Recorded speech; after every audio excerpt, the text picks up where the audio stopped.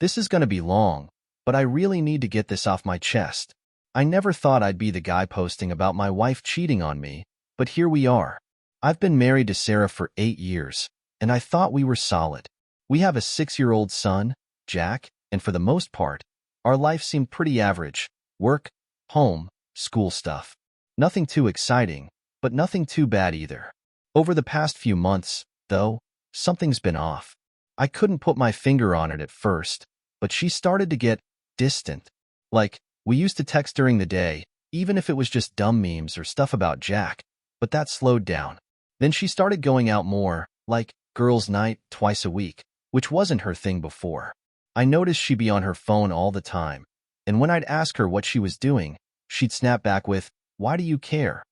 Or, "Can't I have some privacy?" It felt weird, but I didn't want to jump to conclusions. I mean, we've had ups and downs like every couple, but this was different. It was like she wasn't even trying to hide that something was wrong, and when I'd bring it up, she'd brush it off. I wanted to trust her. I didn't want to be the paranoid husband, but something deep down told me that things weren't right. That's when the lies started. Little things at first.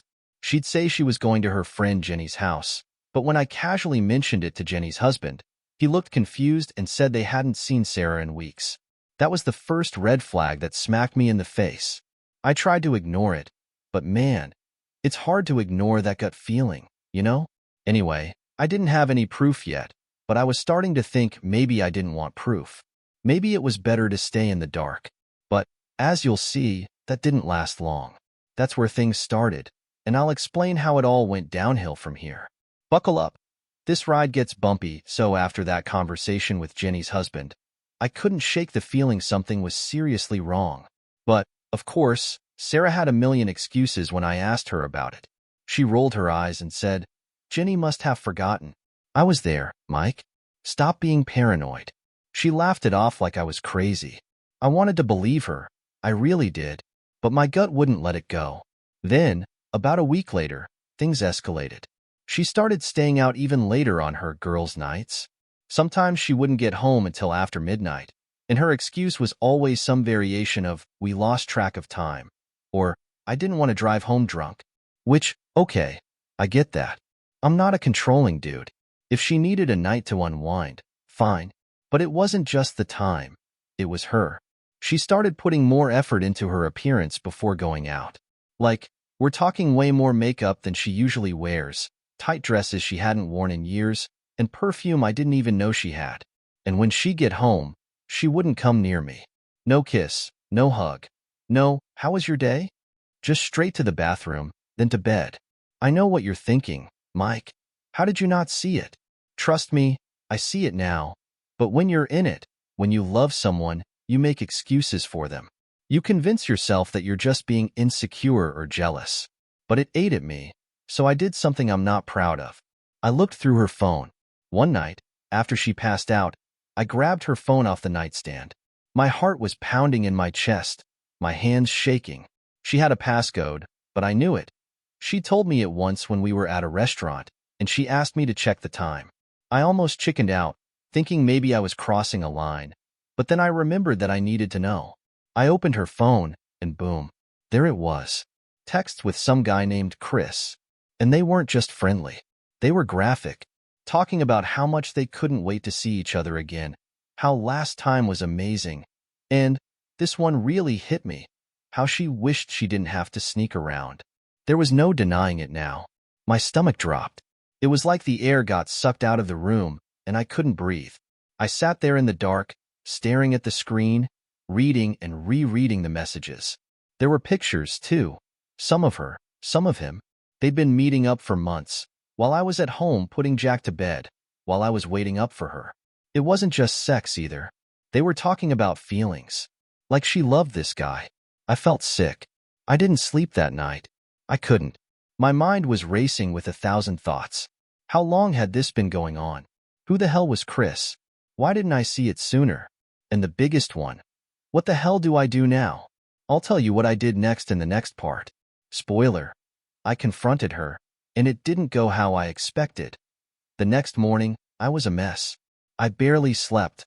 My head was pounding, and every time I looked at Sarah, I felt like throwing up, but I had to keep it together for Jack. He was running around, excited about something, asking if we could go to the park later. I smiled at him and said sure, even though I felt like I was dying inside. I couldn't hold it in much longer, though. After Jack left the room, I just turned to her and said, "Who the hell is Chris?" She looked up from her coffee, completely unfazed, and gave me this blank stare. "What are you talking about?" I couldn't believe how calm she was. I showed her the texts.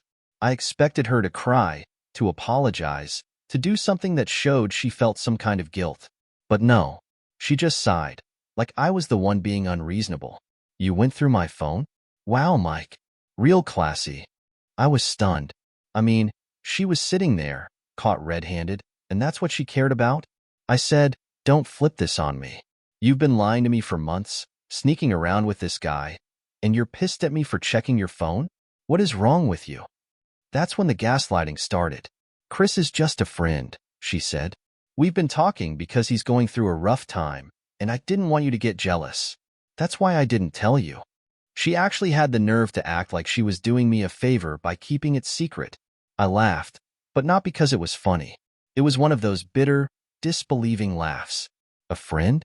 A friend you're sending pictures to? A friend you're sleeping with? Come on, Sarah. I'm not stupid." She stood up, slamming her coffee cup down on the table. "You're overreacting. Nothing happened. We were just talking. Maybe it got a little flirty, but it was never serious." I couldn't believe it. She was still lying, even with the proof right in front of her. "So what about the part where you said you wished you didn't have to sneak around? What about the last time was amazing message? Are you seriously going to stand there and tell me that's just talking?" She rolled her eyes and crossed her arms. "You're being so dramatic, Mike. It's not what you think.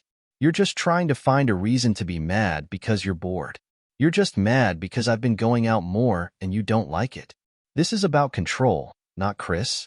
Control? Was she serious? I was shaking at this point, a mix of anger and disbelief. "Sarah, you've been cheating on me, and you're making it about me? How could you do this? To me? To Jack?" That's when she really lost it. "Oh, please, don't drag Jack into this. I'm still a good mom, and this has nothing to do with him. You know what? Maybe if you weren't so boring, I wouldn't need to talk to someone else. Have you ever thought about that?" Her words hit me like a punch in the gut. Boring? She was blaming me now? I didn't know what to say. I just stood there, speechless, while she stormed out of the room, grabbing her keys and slamming the door behind her. That was the confrontation. It wasn't the tearful apology I expected. It was like she didn't even care that she got caught. And that cut deeper than anything else. But I wasn't done yet. I had to figure out what to do next, and trust me, it only got worse from here. After she stormed out, I just stood there, staring at the door, numb. I couldn't believe what had just happened. All those years together. Our life, our family, Jack. And she acted like it was nothing. Like I was the problem. It wasn't just the cheating. It was the fact that she didn't even seem to care. I spent the rest of that day in a fog. Jack kept asking when we were going to the park, and I kept making excuses, trying to hold it together. But I couldn't. Eventually, I told him I didn't feel well and put on a movie to distract him. I felt guilty as hell, but I didn't know what else to do. My mind was spinning, trying to process everything. The worst part was, I didn't know how to talk to anyone about it. My friends, our friends, would never believe me. Sarah was always the bubbly, outgoing one. People loved her. If I told them what she was doing, they'd probably think I was the one losing it. That night, she didn't come home until late again. She didn't say where she'd been, and honestly, I didn't even ask. I was too exhausted. We slept in the same bed, but it was like there was a wall between us. She didn't touch me, didn't talk to me. It felt like she was a stranger. I just laid there, staring at the ceiling, wondering how the hell my life had gotten to this point. Over the next few days, things didn't get any better. She acted like nothing had happened, like we hadn't just had that huge fight. She'd smile at Jack, laugh at his jokes, but every time she looked at me, there was this coldness in her eyes. It was like she'd already checked out of our marriage, and I was just there. I'd be sitting at the kitchen table, trying to eat breakfast, and she'd be on her phone, smiling at some text she was getting, probably from Chris. I didn't even bother asking. I knew the answer. It was like this slow, crushing realization that my marriage was over, and the woman I'd spent 8 years of my life with didn't care. I tried to hold it together for Jack. That was the hardest part. Pretending everything was fine when inside I was crumbling. I couldn't stand to think about what this would do to him if we split up. I couldn't stop imagining him bouncing between houses, having to explain to him that mommy and daddy didn't love each other anymore. It destroyed me. At the same time, I was so angry. I couldn't look at her without feeling this wave of rage. I kept thinking about all the lies, all the times she made me feel like I was the crazy one for doubting her. It felt like such a betrayal. Not just the cheating, but the fact that she couldn't even be honest when I gave her the chance. I know some people would have left right then and there, but I didn't. I wanted to see if there was anything left to save. So I decided to give her one more chance. I figured maybe, just maybe, if we had a real conversation, we could fix things. Looking back, I don't know if I was holding on to hope or if I was just scared of what came next. But I'd soon find out what a mistake that was. A few days later, I asked Sarah to sit down and talk. I figured if we could have a serious, honest conversation, maybe we could get to the root of the problem. I was willing to go to counseling, do whatever it took to fix things. I didn't want to throw away everything we'd built together, especially not for Jack's sake. She didn't look happy about it, but she agreed. We sat at the kitchen table, and I poured my heart out. I told her how hurt I was, how betrayed I felt, and how scared I was for our family. I told her that I still loved her, but I needed her to be honest with me if we had any chance of making this work. For a second, I thought I got through to her. She started crying, real tears this time. She said she was sorry, that she hadn't meant for it to get this far. She blamed it on feeling neglected, like I wasn't giving her enough attention. She said Chris was just an escape, something she didn't think would turn into what it did. I didn't like hearing that, but part of me got it. Marriage isn't always easy, and I know I'm not perfect. I was willing to believe that maybe, just maybe, we could work through it. I even suggested we go to marriage counseling. I thought it was the breakthrough I'd been waiting for. But then, just as quickly as it started, she snapped back into her old self. She wiped her tears away, looked me dead in the eye, and said, "But I'm not stopping. I still want to see Chris." It was like she dropped a bomb in the middle of our kitchen. When she said, "I still want to see Chris," I felt the floor drop out from under me. My heart pounded in my chest, and my mouth went dry. I just stared at her, not able to comprehend what she had just said. You're serious?" I managed to choke out. She shrugged, like it was the most casual thing in the world. "Yeah, I don't see why it has to be one or the other. I still love you, Mike, but Chris and I have something, and I'm not ready to give that up." I could barely process the words. She wanted to stay married to me but keep sleeping with Chris? It wasn't even the cheating anymore. It was that she thought I'd just accept it. Like I was supposed to be okay with sharing my wife, with this whole double life she was trying to live. I was stunned. "You're telling me you want to stay married to me but keep having sex with this guy? What kind of marriage is that, Sarah?" She sighed, looking annoyed, like I was the one making things complicated. "It's not about just sex. Chris understands me in a way you don't. I still care about you, but I need more than what we have. We could make this work if you just stop being so traditional about it." Traditional? I didn't even know what to say. My wife was sitting across from me, talking about having her cake and eating it too, and she expected me to be okay with it. To stop being traditional. I wanted to scream. I wanted to throw something. But instead, I just sat there, my hands shaking, trying to stay calm. "Sarah, this isn't how marriage works. You don't get to have a side guy and still come home to your husband and kid like everything's fine. That's not marriage. That's not love. What the hell do you expect me to do? Just sit here while you go screw around with him whenever you want?" She rolled her eyes again, like I was being unreasonable. "It's not like that. You're making this into something it's not. I love you both. Okay? And I don't see why we can't make it work. Chris is different. He's not trying to take your place. He just gives me something you don't." I couldn't believe what I was hearing. My wife, the woman I had built a life with, was sitting there justifying cheating on me, like it was some modern, progressive relationship. And the worst part was, she wasn't even sorry. She wasn't begging for forgiveness or promising to stop. She was asking me to accept it, to live with it. At that moment, something inside me snapped.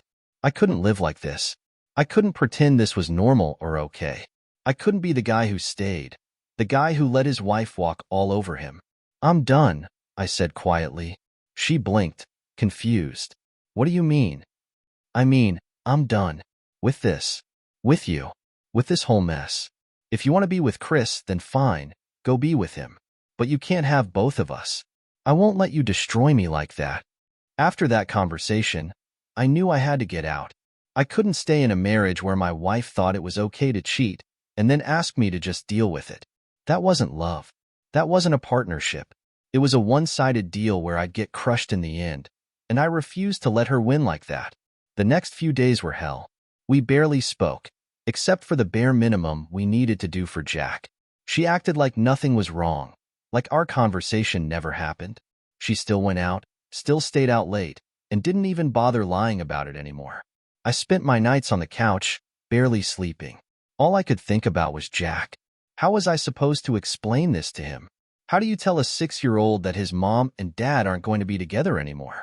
That the family he's known his whole life is about to be ripped apart? It broke my heart just thinking about it, but I knew there was no other way. Staying together for his sake would just teach him that it's okay to let people treat you like garbage, and that's not the example I wanted to set. So I made the decision. I contacted a lawyer and filed for divorce. It was like a punch to the gut, making it official, but at the same time, there was this strange relief in it too. I wasn't trapped anymore. I was taking control of my life again, and I wasn't going to let her manipulate me any longer. When I told her I had filed, she didn't even seem surprised. She just shrugged and said, "Well, I guess it's for the best." That was it. No fight. No tears. She just accepted it.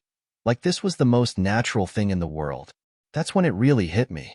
She had checked out of our marriage a long time ago. She wasn't fighting to save us because, to her, there was nothing left to save. Filing for divorce was one thing. Telling Jack was a whole different kind of pain. I put it off for as long as I could, trying to figure out how to explain it to him in a way that wouldn't destroy his world. But I knew I couldn't wait forever. He'd started noticing the tension in the house, the way Sarah and I barely spoke to each other anymore. Kids aren't stupid. They pick up on everything. One evening, after Sarah had gone out again, I decided it was time. Jack and I were sitting on the couch watching some cartoon he loves, and I just paused it. My heart was racing, and I had no idea how to start, but I knew I had to. "Hey, bud, can we talk for a minute?" I asked, trying to keep my voice steady. He looked up at me with those big, innocent eyes, not knowing what was coming. "Sure, Daddy. What's up?" I took a deep breath and tried to find the right words. "You know how Mommy and I haven't been spending much time together lately? How things have been different." He nodded, fidgeting with his toy car, not really understanding yet. "Well, sometimes, when two people are together for a long time, things change. And even though we still care about each other, Mommy and I, we're not going to live together anymore." The words came out, and I saw his little face scrunch up in confusion. "What do you mean? Where's Mommy going?" I tried to smile, but it felt more like a grimace. "Mommy's going to have her own place, and I'll still be here with you. You'll get to see both of us, but we won't all live together like we do now." He didn't say anything for a minute, just stared at me, trying to process it. And then he asked the one question I was dreading. "Is it because of me?" God, that hit me like a freight train. I felt this lump in my throat, and I had to swallow hard to keep it together. "No, Jack, no. This isn't your fault. This has nothing to do with you, buddy. Mommy and I, we just don't get along like we used to. But we both love you so much. That's never going to change." He looked like he was about to cry, but he just nodded and curled up next to me on the couch. I wrapped my arm around him, trying to hold back my own tears. It was the hardest conversation I've ever had, and I wouldn't wish that moment on anyone. Seeing the confusion and hurt in his eyes killed me. That night, after Jack went to bed, I sat on the couch alone and finally let myself cry. I felt like I'd failed him, like I'd failed my family. But deep down, I knew this was the only way forward. After I told Jack, It felt like a huge weight had been lifted off my chest, even though the pain was still there. But Sarah? She barely seemed affected by any of it. When I mentioned that I talked to Jack, she just shrugged. Good. He needed to know, she said, like it was no big deal. Like she hadn't just shattered our son's life. I couldn't believe her indifference. It was like she was already living in a world where we were just two separate people, like we'd never been a family. She didn't even ask how Jack had taken it, didn't seem to care that he was confused and hurting.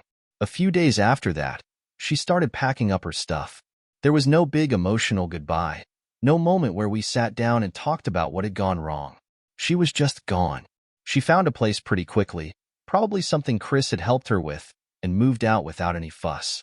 I expected to feel relief when she finally left, but instead, there was this deep, empty sadness. I hated her for what she'd done, but part of me still couldn't believe it was really over.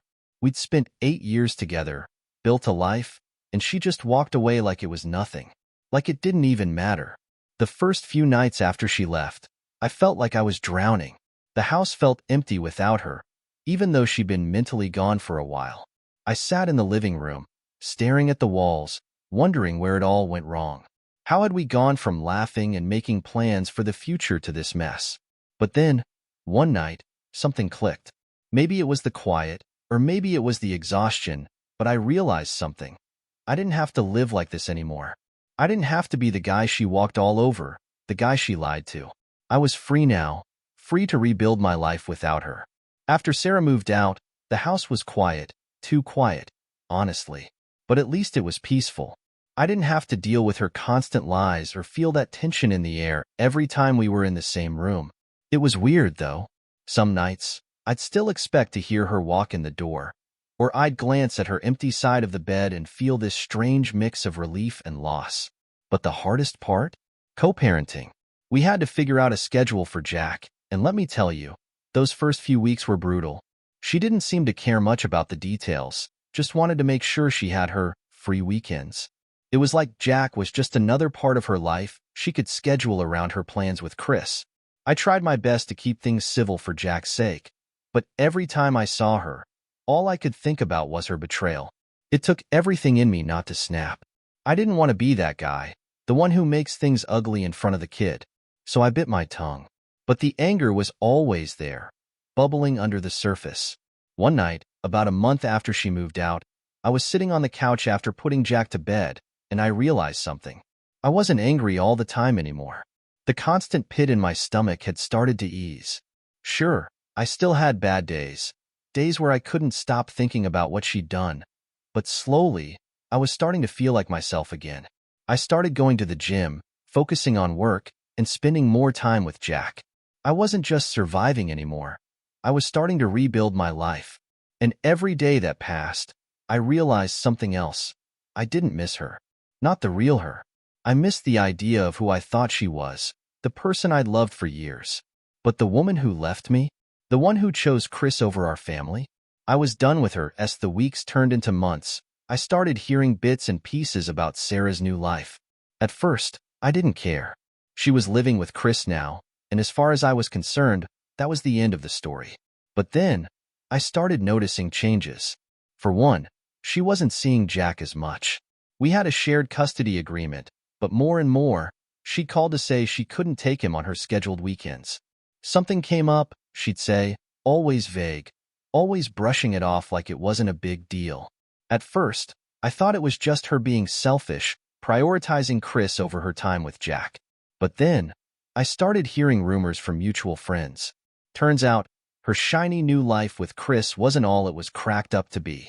Apparently, Chris wasn't the knight in shining armor she'd made him out to be. After the honeymoon phase of sneaking around ended, and they started living together, reality set in. Chris was Chris. The same guy who had no problem sleeping with a married woman wasn't exactly the most reliable partner.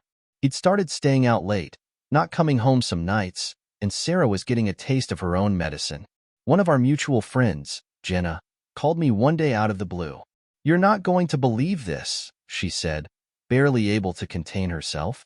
"Sarah's been complaining to everyone that Chris is cheating on her." I nearly dropped my phone. I mean, the irony of it all.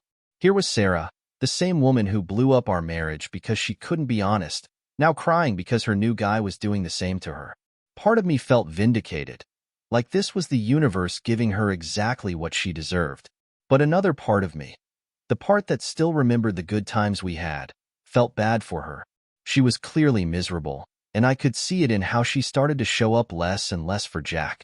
She was flaking out, distracted, and Jack was starting to notice. "Why doesn't Mommy pick me up anymore?" he'd ask, his little voice full of confusion. I hated that she was doing this to him. No matter what happened between us, Jack deserved better. But I wasn't about to step in and fix her mess. She had made her bed, and now she had to lie in it. One night, while I was getting Jack ready for bed, my phone buzzed. I checked it and saw a text from Sarah. It was short and weirdly formal. "We need to talk. Can I come over?" I stared at the screen for a minute, not sure what to make of it. We hadn't had an actual conversation in months, other than the bare minimum about Jack. Part of me didn't want to see her at all, but the other part was curious. What did she want now? Against my better judgment, I texted back, "Fine. Come over after Jack's in bed." She showed up around 9, looking like a shadow of the woman I used to know. She'd lost weight, and her face was tight with stress. She walked in without saying much, sitting down at the kitchen table like she'd been waiting for this moment for a long time. I leaned against the counter, crossing my arms. "So? What's this about?" She sighed and looked down, fiddling with her phone before finally speaking. "It's over with Chris. He's seeing someone else." I almost laughed, but I managed to hold it in. Wow. Shocker. She shot me a look but didn't say anything. I could tell she wanted sympathy, but I wasn't going to give it to her. "Why are you telling me this, Sarah?" I asked, keeping my voice steady. "I don't know," she mumbled. I guess I thought I'd feel better, but I don't.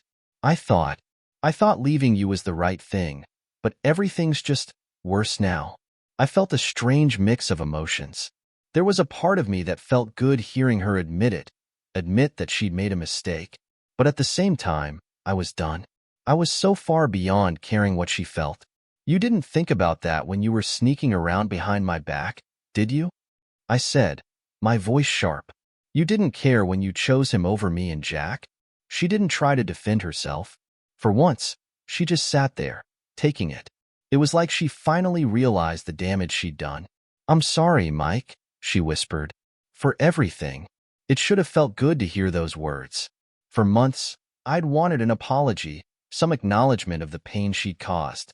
But now that it was here, it didn't mean anything.